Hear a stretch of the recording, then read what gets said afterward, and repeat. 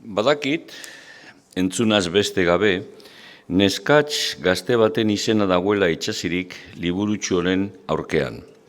Jardungo dutela sinuka ez gutxik, diotela beren artean, inuren lumaz jantzi nahi duela bela txikiak. Hau da, besten beharrak hartu nahi ditudala niretzat.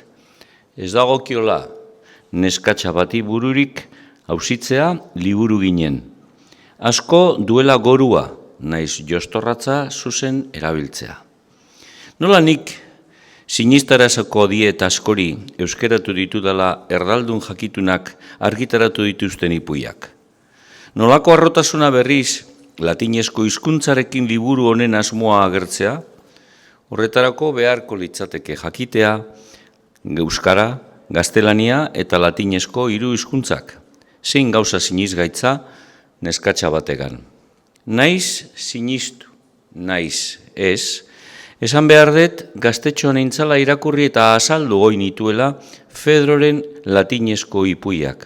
Hartu goi nuela atsegin guztiz handia entzunaz, txakur, otzo, aizeri, ollar, abere, laoineko eta hegaztien isketa alkarren artekoak. 8 urte nituenean ikusirik nire neba edo anaia ikasten azizala gure osabarekin latinezko izkerea, jarri zitzaidan buruan ikasi behar nuela nik ere.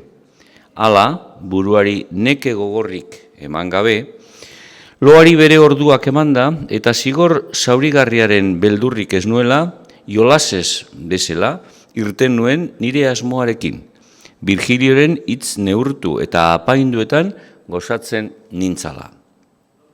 Edo zeinet daki, Esoporen epui latinez eta hitz lotu gabeetan daudenak errazagoak direla ditzen Fedro eta Virgilioaren hitz lotuak baino.